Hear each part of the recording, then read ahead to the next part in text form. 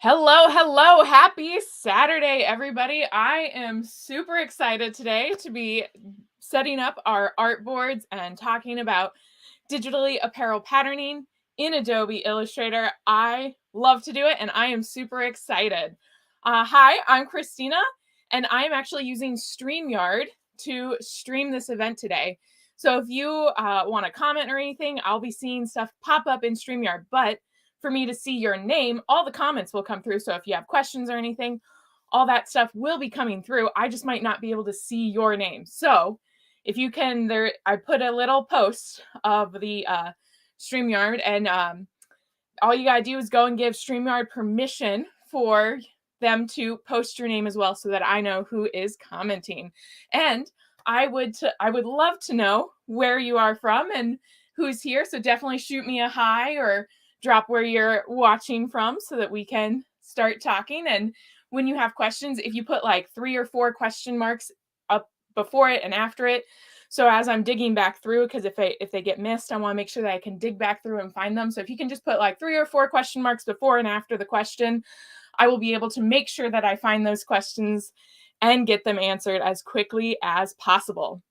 So I'm just going to double check and make sure that we are live really fast and make sure that everything's looking good.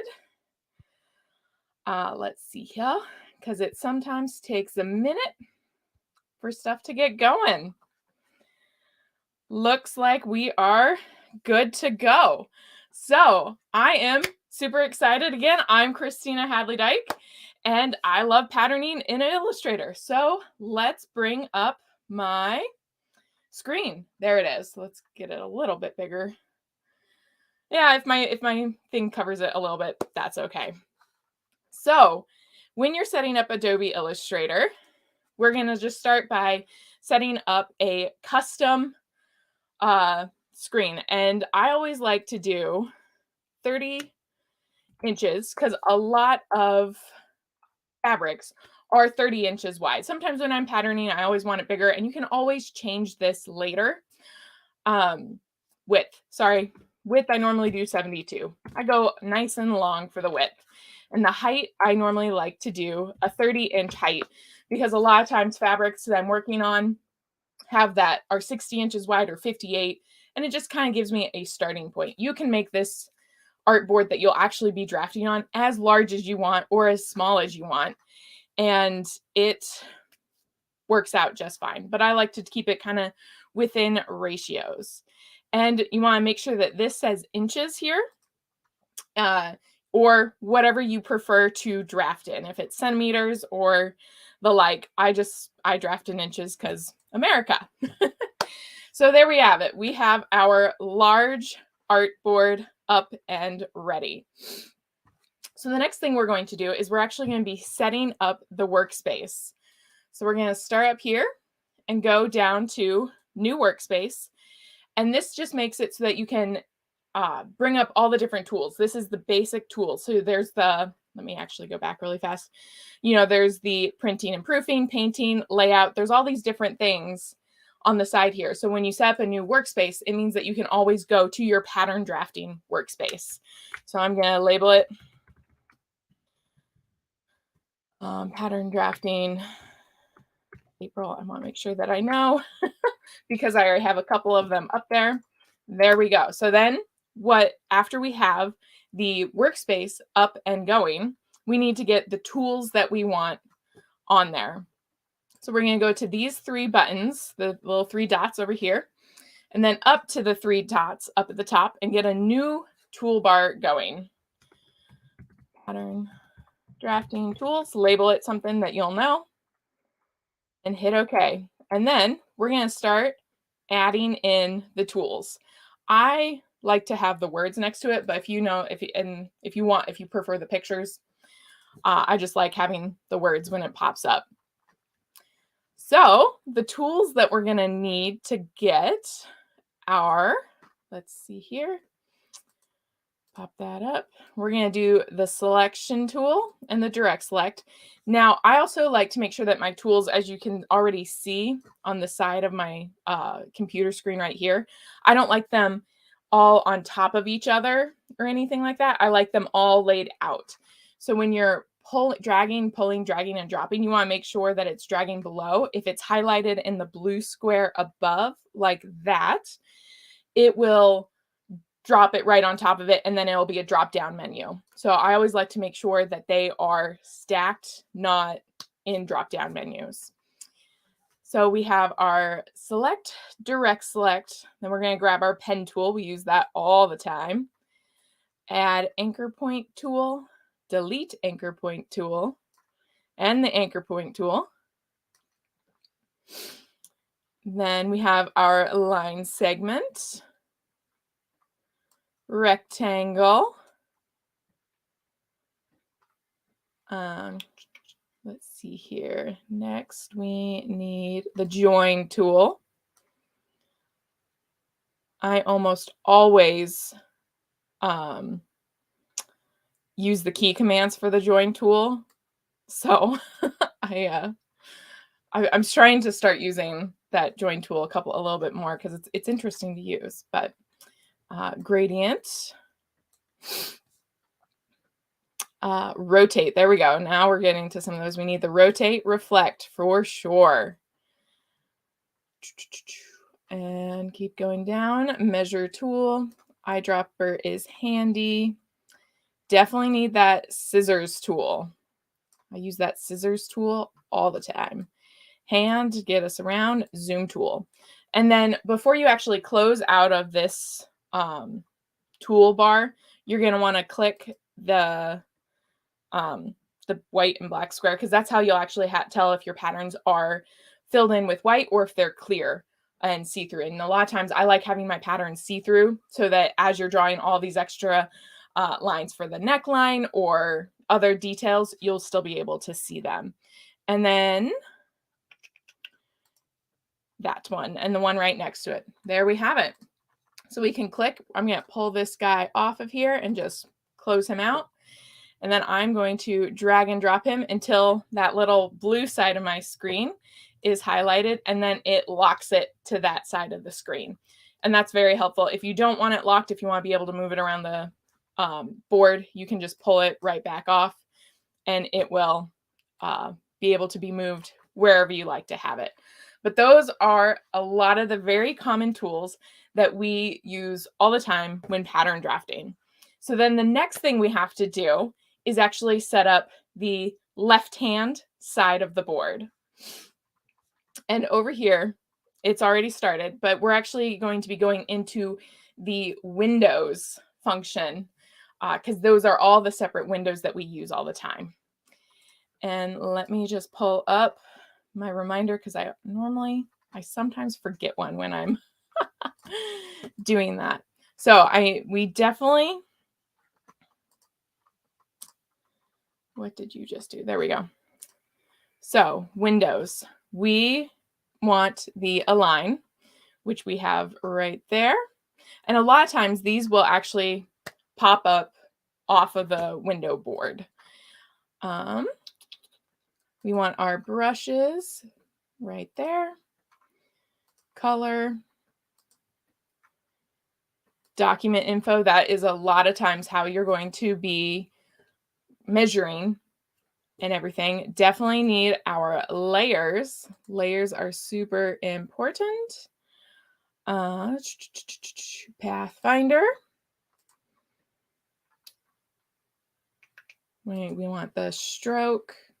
That changes how thick those lines are. We want the transform. It's in that one with that. Transparency. And stroke. I always forget one. Which one is it that I always forget? Oh, we also want the info, which is also there. And I got the Pathfinder align. Did I get align? That's the last one. Align. So align is when you're trying to center stuff either all to one side, or if you want it to the dead center, like when you're making circle skirts. And then, because I had a lot of these already up, if they do pop out here, all you have to do is pull them over And again, you want to make sure it's highlighted blue where you want. So right now it's in line with all those, but if you move it slightly to the right, you'll see that a different blue line is highlighted. That means it'll have a different pull-out menu there. And then you can also just rearrange the order. I always like to have layers towards the bottom because I move layers a lot and I move between layers a lot. So I always want to make sure that's an easy one to get to and an easy one to click through. And that is the basic setup. Before we're fully finished, we also want to go into our preferences. So edit, preference, and general. And when you go in there, you want to go into the units and you want to make sure that all these units are changed to the type of patterning that you want to do. So I pattern in inches, so I have it set to inches. If you pattern in centimeters, definitely change it to what you pattern in, because if you think you're typing in one thing and it's actually another, sometimes it's in pixels and it's nowhere near, 1 pixel is not 1 inch. And you sometimes pattern in the wrong thing for a little bit. So you want to make sure that those units get changed. Then we also want to do, if you want your grids and guidelines. So if you ever have patterned on like dotty paper, which I love to pattern on, this is where you can set your guides and grids. So I have it set to every guideline is at 1 inch and every sub is at 1/8 of an inch. And to get that to pop up, we go to, edit. Where do I pulled it from somewhere? View, sorry, there it is. I was like, what am I thinking? And you can go into the rulers. I like to have the rulers on the edge. So these up here tells you how close or far away you are from the screen. And then all you have to do is scroll down to, where is it? Perspective grid, show grid. Nope, sorry. That is definitely not it. Why am I? Hide grid. There it is in here. Rulers, guides.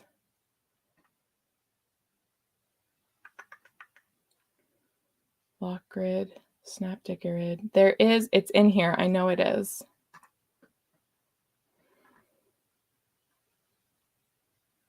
And I don't know why. Oh, because you have to scroll down. That's why I was like, I don't know why. There it is. Sometimes those morning things happen. And that also can help see how close in you are out and how far away you are out. That really is, if you just like that dotty paper, or if you prefer to have anything else in those. So it looks like we have some people coming in. Hello. Awesome. I'm super glad you guys are here. And so that is the basic setup. I don't see any questions coming in quite yet, which is perfectly acceptable, or happiness. So the next thing that I'm also going to do is I'm going to bring up a pattern. So I found this fun little shirt in a thrift store, and it was extra small, and that will definitely not fit me. But I thought that neckline was such a fun little neckline, and I might make the sleeves not so tight, might make them a little bit more, bouncy and happy. So I'm going to definitely start patterning this fun garment. So I'm going to bring up, this is my sloper pattern for my stretches and knits that I've patterned. And I'm going to start manipulating it into that fun thing. I wonder if I can have that up at the same time. We'll make that. There we go. Nope, don't do that. We're just going to pull that so that I can kind of see that a little bit. There we go. Should have thought of that earlier. That way, it's always, when you're patterning a new shirt, I normally have it on my second screen, but I can't, then you guys can't see it. So the first thing that I'm going to do is I'm going to just start with this neckline. I'm going to start with kind of the collar, which I'll have to draft a new collar, but I'm also going to drop that shoulder just a little bit. So I'm going to bring up a line and draft it right on that line right there. And then I'm going to transform him. Not that far. We're going to actually go horizontal. I'm going to go 1 inch. That's actually not what I want to do. Oh, that's close enough. So then I'm going to, okay. And then it's not on that line, but I know it's going to be 1 inch. So I'm just going to rotate it around that point until it intersects. Just like that. And then I'm going to rotate it again so that it's actually more of a correct notch there. And before I move on, I'm going to do the same with the other side. And we're going to transform him. I go -1, hit OK, rotate again on that point until it hits the center. We're going to rotate again to make it hit there. I'm also going to drop the back neckline.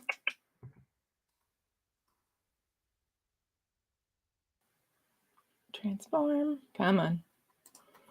And we're going to go 0, +1, not -1.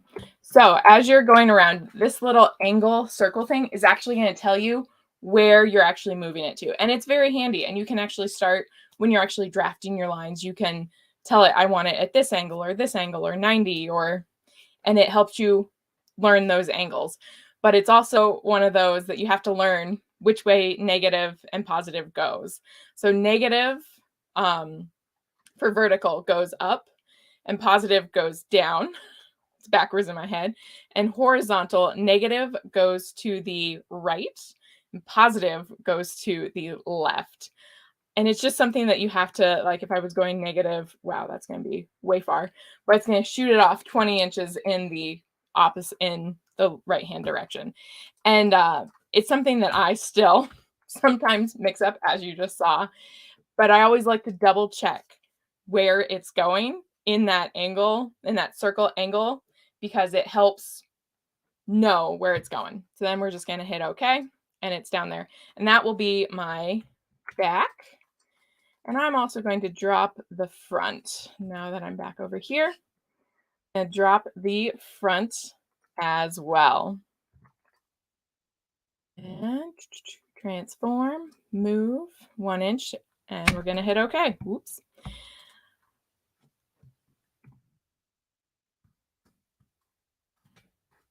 So the next thing, so that's where I'm going to drop my new neckline to, that my collar will be adjusted to. But I also need to drop down maybe, so that's 1 inch. Let's go another 4. And I'm going to copy this time so I keep that initial notch and move it down another 4. And that's where I'm going to actually start that neckline. So now that I have some of those guidelines, oh, I put those guidelines on my key. That's okay. I'm going to add a new layer and label it front pattern drafting.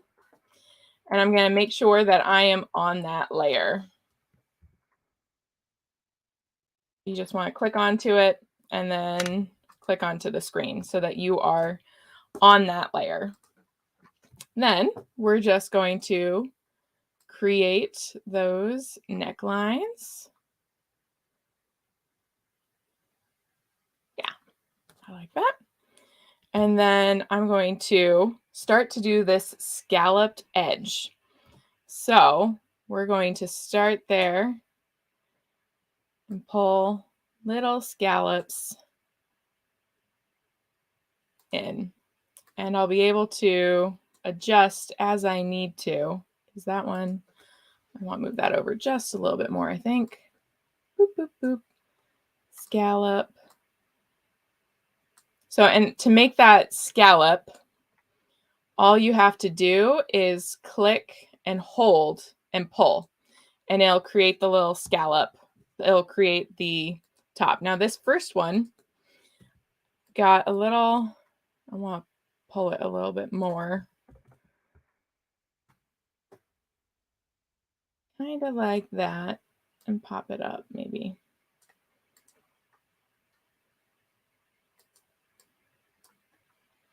Move that over, just like that. Yeah. And then this actually goes, let's look at that. It goes into that collar line. So actually what I think I'm going to do is pull this guy up here. So it's more, and I'm going to make that one a little bit less. I'm going to make these all just a little bit less of an actual scallop.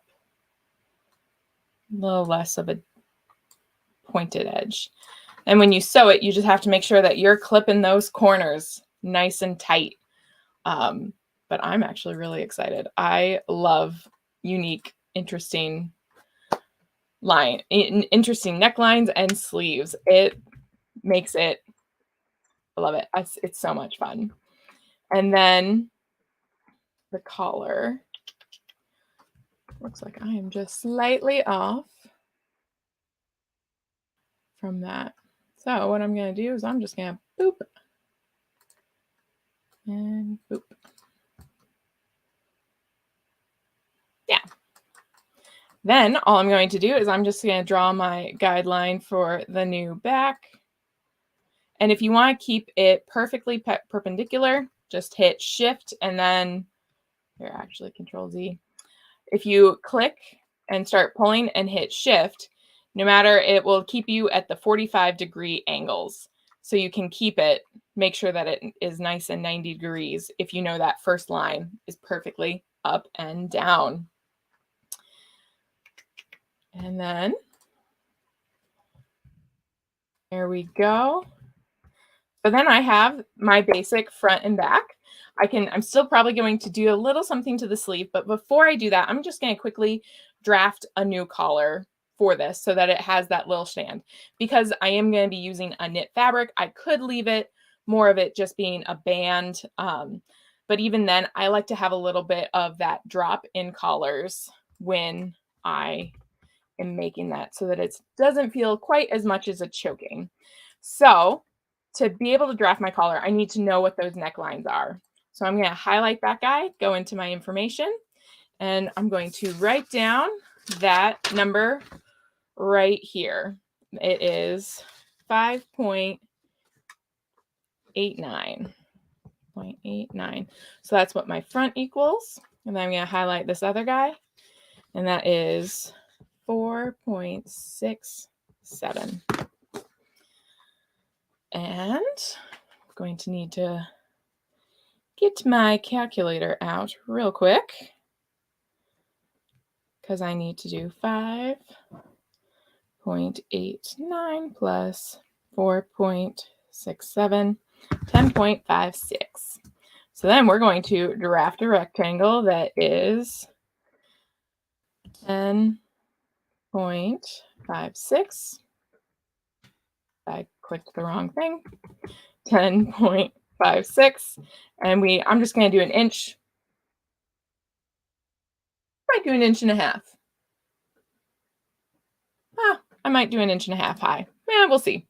We'll start with an inch and a half and we'll go, okay.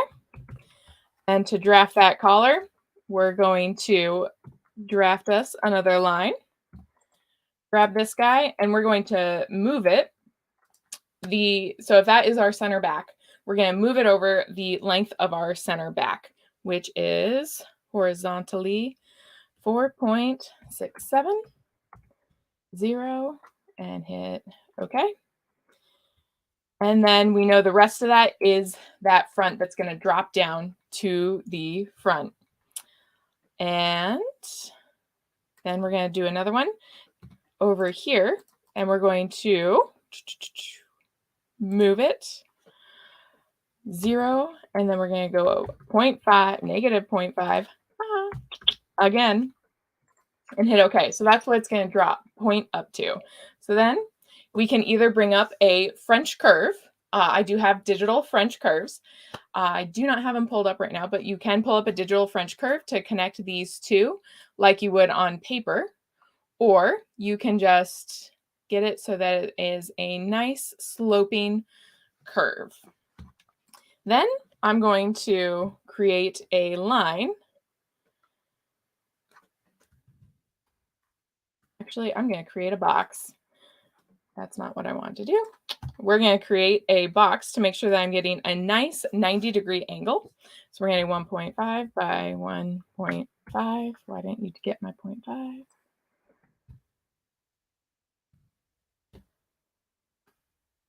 Oh, thank you, Sherilyn. And then we're going to rotate this guy, and we're going to make it 90 degrees, right like that. And that will tell me where my different, that's where the angle of that center front's going to be. And I am still drafting on my center front pattern. So let's grab another one and do color, final. I'm going to lock this guy, and we're just going to trace this pattern on out. Boop. Make that match nice. There we go. Make sure you click to get that point. So that bottom point, I had it to get it to go from an angle, because I had it into a curve. To get it to go an angle, you have to re-click on that anchor point, and that will get it to that 90 degrees. And then if I want to make sure I line up, I have that nice little purple line that will help. I'm going to grab that and just pull so that it's a nice curve. And then again, click on that anchor point, and there we go. There is my collar. And I'm going to reflect it.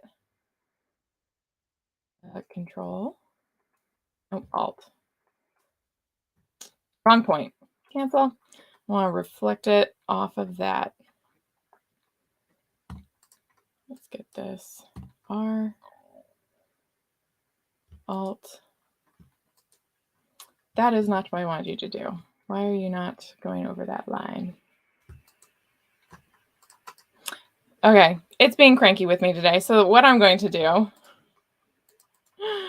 we're going to transform it and reflect it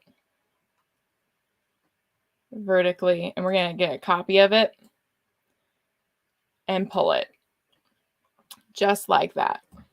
Rotate it on that, and there is my center front collar. I would still want to make sure to add any other notches to it. So I originally had this notch that would help you know where your shoulder seam is and finalize it and create it into one pattern. But that's basically my collar piece right there.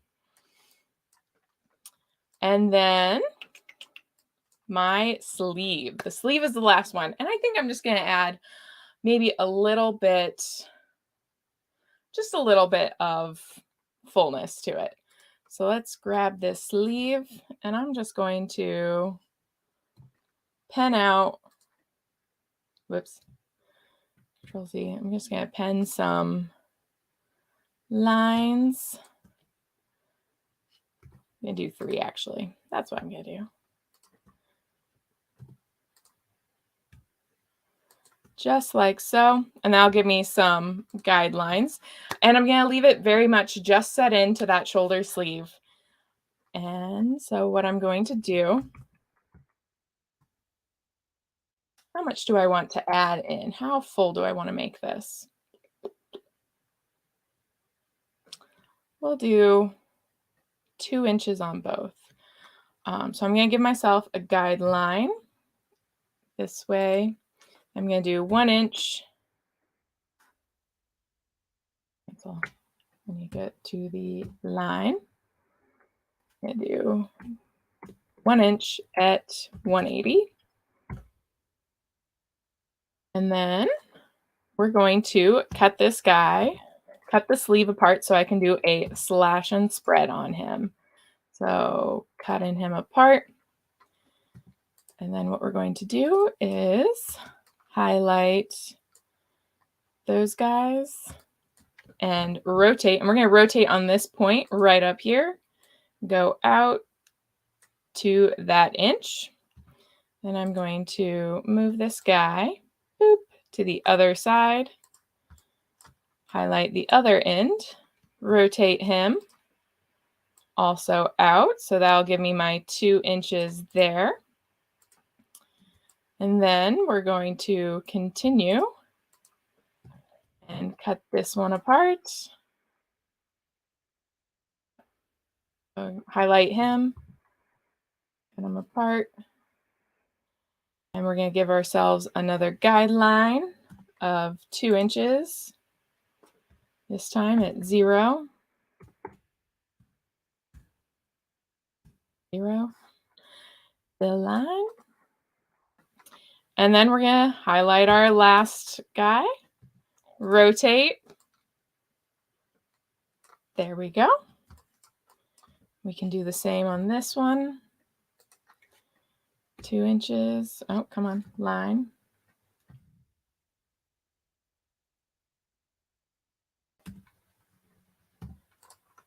Why are you not bringing up my line? There we go. And then we want to do 2 inches at 180. Enter. Highlight that guy. And we haven't cut him apart, so make sure you cut him apart at those 2 intersections. And then rotate, boop, at your 2 inches. Now you can definitely make sure that it's more accurate with the spread and everything by rotating your guidelines and everything to make sure it's exact. I want it to be like a little bit of floofy. So I think I am good with the eyeballing I was doing right there. Now, there's a few different ways I can do this. I can rejoin those all back together, but I'm just going to lock that layer and I'm going to pen out my new pattern. So I'm going to go here and get a nice curve going. And I'm just going to pop that up just a smidge to make it nice. Get another curve going. And then go down to the bottom and get that to hit those nice. Let's get it nice and even.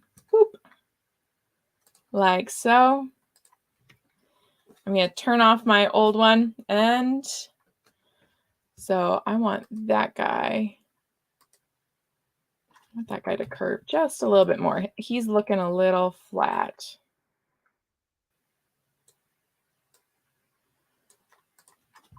There we go.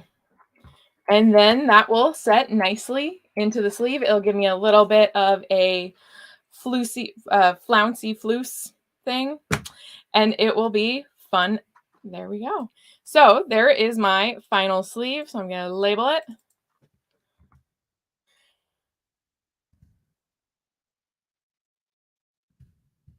Final sleeve.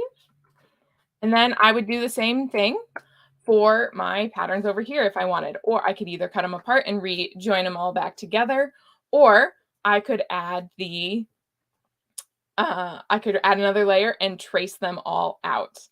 I love patterning like this. It is a ton of fun. And then I can bring up my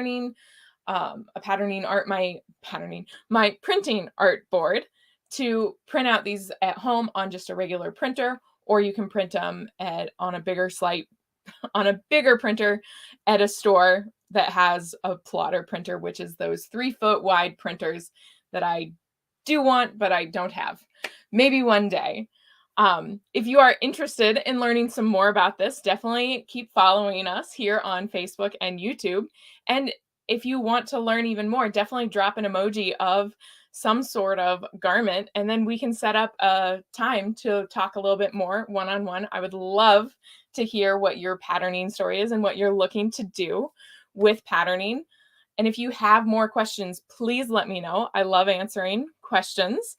And I also do have a course to help people learn how to pattern draft these slopers that I started with in Adobe Illustrator. I am going to I will definitely drop my Calendly link into the descriptions below, so that if you are interested in setting up a Calendly link with me to hear a little bit more about pattern drafting in Adobe Illustrator and how you can get started and how you can continue and grow and all that stuff, definitely sign up a time so that we can sit and chat and talk some more. Since there haven't been many questions coming in, I'm going to sign off and say I hope you all have a wonderful Saturday, and I hope you have a lot of fun learning how to pattern in Adobe Illustrator, because it's something that I am definitely passionate about, and I believe anybody can learn how to do it and get excited to do it themselves. And I look forward to seeing what you guys can pattern. I hope you have a wonderful Saturday.